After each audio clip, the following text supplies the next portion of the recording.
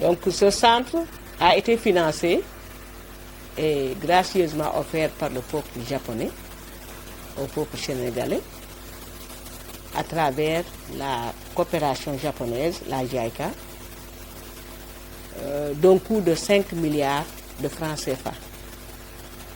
Il a été inauguré le 28 novembre 2023 en présence du ministre de l'Enseignement supérieur, de la Recherche scientifique et de l'Innovation, M. Moussa Baldé, professeur Moussa Baldé, en présence aussi du vice-ministre des Affaires étrangères du Japon. Donc, depuis lors, ce centre fonctionne et il a 3 objectifs. Le premier objectif, c'était surtout pour améliorer l'offre de soins.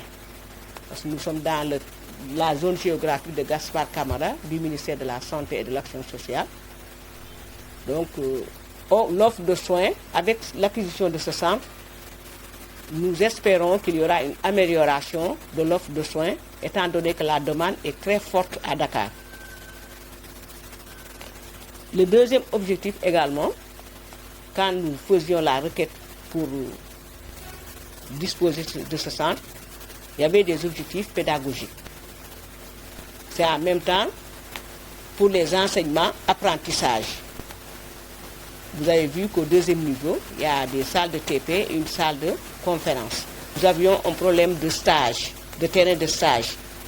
Donc ce centre fait office également de terrain de stage pour les étudiants infirmiers, sages-femmes et même pour les professionnels qui sont revenus faire des masters dans le cadre de leur formation continue. Si on adopte l'accouchement à style libre, la femme elle est libre de choisir le type d'accouchement qu'elle veut.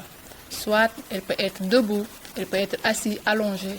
Pour cela, nous avons la balance, nous avons les ballons, nous avons une corde, une table gynécologique et la tatami. J'étais en train de faire la consultation et l'échographie chez une patiente.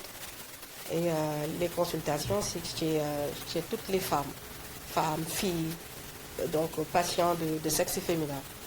Donc depuis le bas âge jusqu'à l'âge adulte et la vieillesse. Comme vous le savez, donc comme on est gynécologue obstétricienne, donc on gère depuis la grossesse, après la grossesse. Et donc après la grossesse aussi, c'est une période qu'il ne faut pas oublier. Donc il y a beaucoup de patientes qui sont dans le besoin de prise en charge et on oublie le plus souvent, surtout la ménopause. Et c'est durant cette période également qu'il y a l'apparition de beaucoup de maladies.